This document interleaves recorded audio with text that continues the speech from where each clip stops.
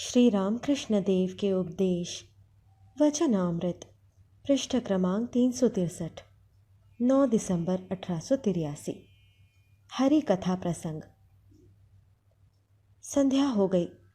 श्री रामकृष्ण अपने कमरे में छोटे तख्त पर बैठे हुए जगन माता का चिंतन कर रहे हैं। क्रमशः मंदिर में देवताओं की आरती होने लगी। शंख और घंटे बजने लगे। मास्टर आज रात को यही रहेंगे। कुछ देर बाद श्री रामकृष्ण ने मास्टर से भक्तमाल पढ़कर सुनाने के लिए कहा। मास्टर पढ़ रहे हैं। जयमल नाम के एक शुद्ध चित्त राजा थे। भगवान श्री कृष्ण पर उनकी अचल प्रीति थी। नवधा भक्ति के यजन में वे इतने दृढ़ निष्ठ थे कि पत्थर पर खींची हुई रेखा की तरह उसका ह्रास न हो पाता था। वे जिस विग्रह का पूजन करते थे उसका नाम श्यामल सुंदर था।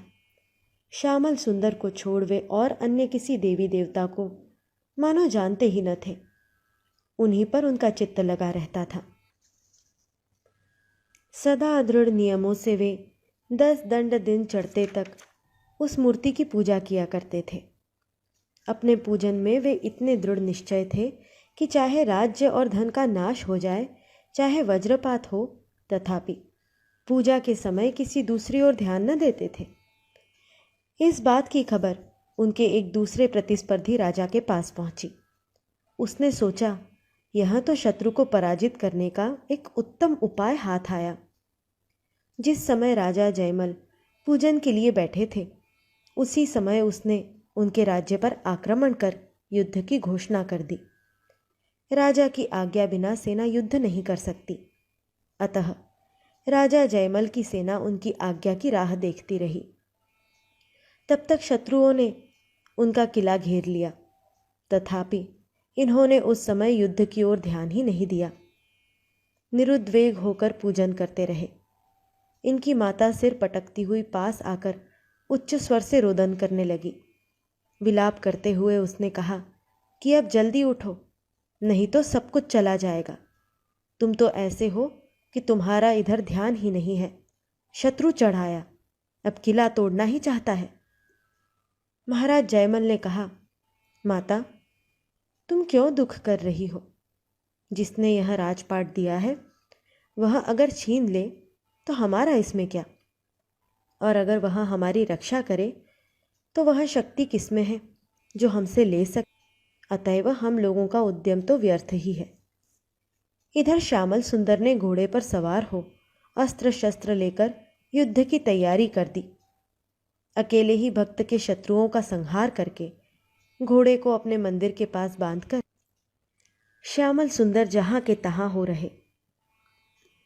पूजा अर्चना समाप्त होने पर राजा जयमल बाहर आकर देखते हैं कि सामने उनका घोड़ा पसीने से तर हो हाफता खड़ा है। वे पूछने लगे, मेरे घोड़े पर कौन सवार हुआ और इसे यहाँ बांध गया?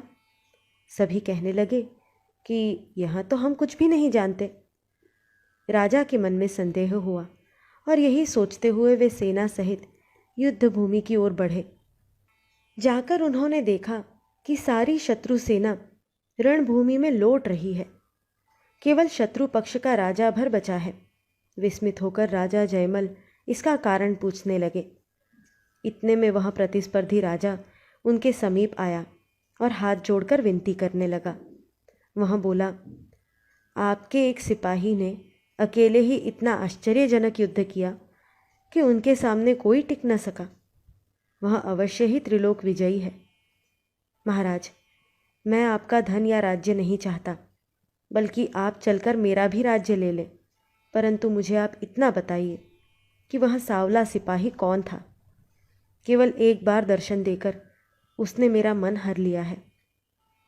जयमल को समझने में देर न लगी कि यह सब श्यामल सुंदर जी का ही खेल है। यह मर्म जानते ही प्रतिद्वंदी राजा जयमल के चरण पकड़कर स्तव करने लगे और कहने लगे कि जिनके कारण मुझ पर कृष्ण की कृपा हुई, उन आपके चरणों में मैं शरण लेता हूँ। कृपा कीजिए कि वह श्यामल सिपाही मेरा स्वीकार करे। पाठ समाप्त होने के बाद श्री रामकृष्ण मास्टर के साथ बात कर रहे हैं। श्री रामकृष्ण, इन बातों पर तुम्हारा विश्वास होता है? घोड़े पर सवार होकर उन्होंने सेना नाश किया था, इन सब बातों पर? मास्टर, भक्त ने व्याकुल होकर उन्हें पुकारा था, इस पर विश्वास होता है। श्री भगवान को उसने ठीक ठीक सवार करते देखा था या नहीं, यह सब समझ में नहीं आता। वे सवार होकर आ सकते हैं, परंतु उन लोगों ने उन्हें ठीक ठीक देखा था या नहीं, इस पर विश्वास नहीं जमता। श्री रामकृष्ण सहास्य, पुस्तक में भक्तों की अच्छी कथाएं लिखी हैं, परंतु है सब एक ही ढर्रे की। जिनका दूसरा मत है उनकी निंदा लिखी है। दूसरे दिन सुबह को बगीचे में खड़े हुए श्री रामकृष्ण वार्तालाप कर रहे हैं। मणि कहते हैं, तो मैं यहाँ आकर रहूँगा। श्री रामकृष्ण, अच्छा, तुम लोग जो इतना आया करते हो, इसके क्या मायने हैं? साधु को लोग ज़्यादा से ज़्यादा एक बार आकर देख जाते हैं, तुम इतना आते हो, इसका क्या अर्थ है? मणि तो चकित हो गए। श्री रामकृष्ण स्वयं ही इस प्रश्न का उत्तर देने लगे। श्री रामकृष्ण मणि से, अंतरंग न होते तो क्यों आते? अंतरंग अर्थात आत्मीय, अपना आदमी, जैसे पिता, पुत्र, भाई, बहन। सब बातें मैं नहीं कहता, नहीं तो फिर क्यों आओगे? शुकदेव ब्रह्म ज्ञान पाने के लिए जनक के पास गए थे। जनक ने कहा, पहले दक्षिणा दो। शुकदेव ने कहा, जब तक उपदेश नहीं मिल जाता तब तक कैसे दक्षिणा दो? जनक ने हंसते हुए कहा, तुम्हें ब्रह्म ज्ञान हो जाने पर फिर गुरु और शिष्य का भेद थोड़े ही रह जाएगा, इसीलिए हमने पहले दक्षिणा की बात कही। सेवक की विचार तरंगे। शुक्ल पक्ष है, चांद निकला है। मणि काली मंदिर के उद्यान के रास्ते पर टहल रहे हैं। रास्ते के एक ओर श्री रामकृष्ण का कमरा, नौबत खाना, बकुलतला और पंचवटी है। दूसरी ओर ज्योत्सनापूर्ण भागीरथी बह रही है। मणि मन ही मन कह रहे हैं, क्या सचमुच ही ईश्वर के दर्शन हो सकते हैं? श्री रामकृष्ण तो ऐसा कहते हैं। उन्होंने कहा कि थोड़ी साधना करते ही कोई आकर बता देगा, ऐसा ऐसा करो। अर्थात उन्होंने थोड़ी साधना करने के लिए कहा। अच्छा, मेरा तो विवाह हो चुका है, लड़के बच्चे भी हुए हैं, क्या इतने पर भी ईश्वर को प्राप्त किया जा सकता है?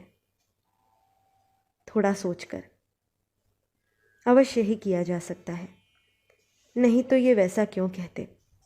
उनकी कृपा होने से क्यों ना होगा? सामने यह जगत दिखाई दे रहा है, ये सूर्य, चंद्र, तारे, जीव, 24 तत्व, ये सब कैसे उत्पन्न हुए? इनका करतार कौन है? मैं उनका कौन हूँ? यह न जानने पर जीवन ही व्यर्थ है। श्री रामकृष्ण पुरुष श्रेष्ठ है। ऐसे महापुरुष मैंने जीवन में आज तक नहीं देखे। इन्होंने अवश्य ही ईश्वर को देखा है, अन्यथा ये माँ माँ कहते हुए दिन रात किसके साथ बातचीत करते रहते हैं? अन्यथा ईश्वर पर इनका इतना प्रेम कैसे हो सकता है? इतना प्रेम कि एकदम बाह्य ज्ञान रहित हो जाते हैं, समाधि मग्न, जड़वत हो जाते हैं। फिर कभी प्रेम में मतवाले होकर हंसते, रोते, नाचते और गाते हैं।